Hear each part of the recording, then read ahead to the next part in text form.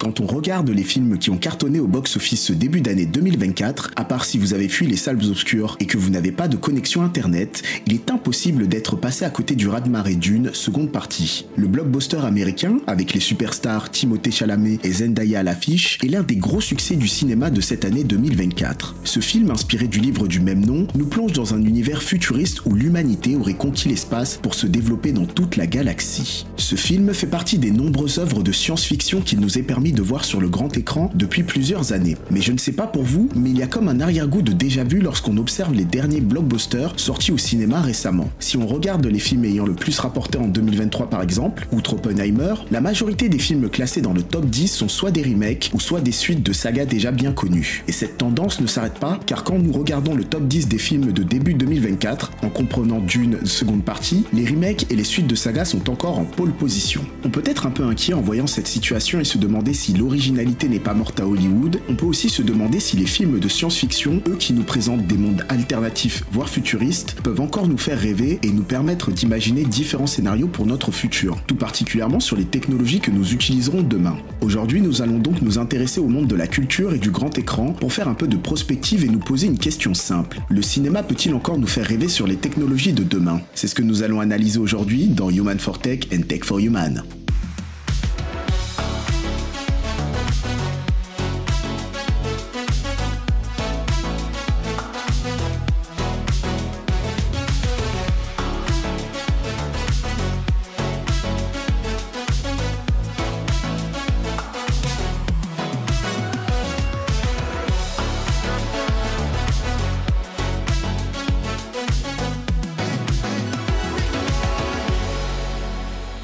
Revenons aux origines du cinéma pour comprendre ce qu'on entend par l'utilisation du terme remake pour un film. Le terme remake, qui est un anglicisme pouvant être traduit en français par le terme reprise, correspond à la fois à la reprise et à la réadaptation d'une œuvre produite dans une première version. Le remake est grosso modo une copie qui peut diverger légèrement de la première version d'un film sorti sur petit ou grand écran. Outre le dernier film Dune réalisé par Denis Villeneuve, on peut citer un grand nombre d'autres succès au box-office sur les dernières années qui sont avant tout des remakes comme par exemple le film Titanic de James Cameron ou encore le film King Kong de Peter Jackson. Bref, le remake c'est quelque chose qui se fait régulièrement dans le monde du cinéma et qui n'est pas seulement récent. Maintenant, à quand remonte le premier remake? Eh bien, selon certains chercheurs, le remake serait en fait aussi vieux que le cinéma lui-même. En effet, selon Jacqueline Nakache, essayiste et professeure des universités à l'université Paris-Cité, on peut dire qu'au cinéma, tous les films sont des reprises, voire que tous les films sont des originaux en partie. En somme, tous les films tirent leur inspiration d'autres œuvres, et il n'y a jamais vraiment d'original quand on parle de films sur le grand écran. Le remake est donc aussi vieux qu'Hollywood, certes, mais cela n'explique pas pourquoi nous avons cette forte impression de déjà-vu dans les dernières productions hollywoodiennes.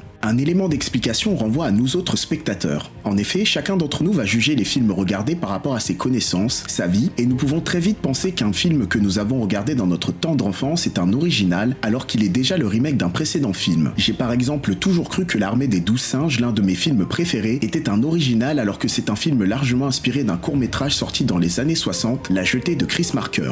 Notre expérience cinématographique est un élément de réponse sur notre sensation de déjà-vu, mais sans nous mentir à nous-mêmes, il y a quand même une forte ressemblance des derniers films qui sortent en ce moment au cinéma. Tout film s'inspire au moins en partie d'un autre comme nous l'avons vu, mais les derniers gros succès au box-office vont au-delà de la simple inspiration et concernent une totale réadaptation d'anciens films à succès. La question qui se pose alors est, pourquoi cette épidémie de films anciens remis au goût du jour ?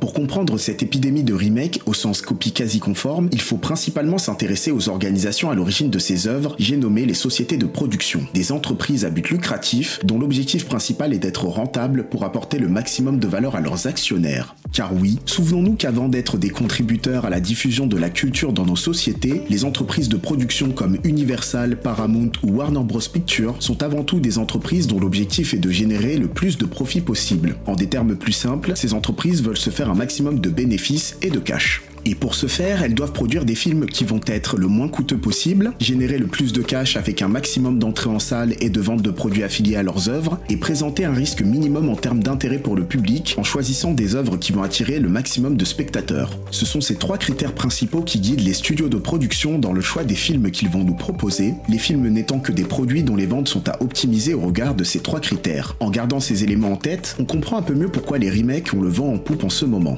En effet, les remakes sont bien moins souvent coûteux coûteux et plus faciles à financer car ils permettent de limiter le risque d'un échec d'un film au box-office en réutilisant une équipe qui gagne comme le veut l'adage. Un remake sur un ancien film à succès, c'est l'assurance de sortir un film en capitalisant sur une fanbase déjà existante qui permettra de limiter les risques que le film soit un échec complet au box-office et d'attirer à minima les fans de l'œuvre originale. De plus, réaliser un remake est souvent moins contraignant en termes de processus créatif, l'histoire étant bien souvent reprise dans ces films, avec souvent quelques mises à jour pour faire coller l'histoire au contexte culturel et sociétal du moment. Pourquoi une telle aversion au risque des sociétés de production? Eh bien notons que depuis la période du Covid et surtout l'avènement du streaming, la fréquentation des salles de cinéma est en baisse. En 2023, selon le CNC, Centre National du Cinéma, plus de 187 millions d'entrées dans le monde sont enregistrées, soit une fréquentation légèrement en décalage avec la moyenne élevée des années 2017-2019. Dans un tel contexte, les producteurs de films vont ainsi diminuer leur prise de risque et notamment les investissements dans des projets plus originaux jugés plus risqués. Vous l'aurez compris, c'est avant tout pour des raisons financières que nous voyons passer de plus en plus de films qui se ressemblent. L'originalité et les projets novateurs constituant une prise de risque pas forcément bénéfique pour les studios en quête de rentabilité. Nous avons vu que l'épidémie de remake que nous connaissons actuellement a des raisons liées au business model des studios de cinéma. Maintenant, concentrons-nous sur les quelques films qui dérogent à la tendance actuelle pour proposer des scénarios originaux. Qu'en est-il de la vision du futur et de la technologie qu'ils nous proposent? Dans le domaine de la science-fiction, les œuvres originales proposées sur les 20 dernières années sont souvent inspirées de la littérature. Prenons l'exemple du film Bienvenue à Gattaca de 1997, encore un de mes coups de cœur, qui est fortement inspiré du livre Le meilleur des mondes d'Aldous Huxley, tandis que les films Blade Runner sont inspirés des livres de Philip K. Dick. La littérature et le cinéma font donc une bonne paire et il faut dire que sur ces dernières années, les films librement inspirés d'œuvres littéraires nous ont permis de nous projeter sur ce que nous allons peut-être devenir via différents thèmes. Le voyage dans l'espace, le développement de la race humaine, la robotique, la rencontre avec une race extraterrestre, la guerre nucléaire, le changement climatique ou encore le voyage dans le temps, tels sont les thèmes abordés dans ces œuvres pour nous permettre de nous questionner sur le futur. Sur ces différents thèmes, de nombreuses technologies d'avant-garde nous sont présentées comme les machines à remonter dans le temps, les vaisseaux spatiaux en tout genre ou encore les robots humanoïdes de demain. Ceci nous permettant d'imaginer ce que seront les technologies du futur.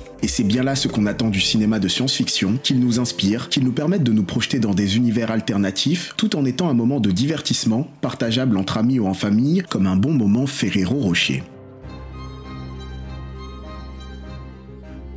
Prédire l'avenir de la production cinématographique est un exercice délicat, mais on peut se dire sans trop de risques que l'ère des remakes est loin d'être terminée. Sur les prochaines années, on devrait encore voir apparaître d'autres versions remises au goût du jour, d'anciens succès au box-office. Cependant, tout n'est pas perdu, braves gens. Il faut tout de même noter que certains réalisateurs nous proposent encore quelques œuvres de science-fiction innovantes. Citons quelques-unes d'entre elles comme le film Elysium de Neil Blomkamp sur une humanité vivant dans un monde surpeuplé sur fond de lutte des classes entre la Terre et la Lune, le film Tenet de Christopher Nolan sur le thème d'une machine capable d'inverser l'entropie, ou le film Interstellar du même réalisateur sur une humanité qui tente de trouver une nouvelle Terre habitable, la nôtre étant rongée par le changement climatique. Il y a encore des possibilités d'être surpris au cinéma, et les studios ont noté cette fatigue du public de revoir la même chose. Ils tentent désormais de couper la poire en deux en développant une solution hybride, le séquel, des suites à d'anciens films à succès comme la dernière saga Star Wars ou les derniers films Jurassic Park. Dans tous les cas, avec la montée en puissance des plateformes de streaming à l'image de Netflix et Amazon Prime, les studios doivent un minimum innover sous peine de voir les salles obscures finir aussi vite qu'elles étaient durant le Covid.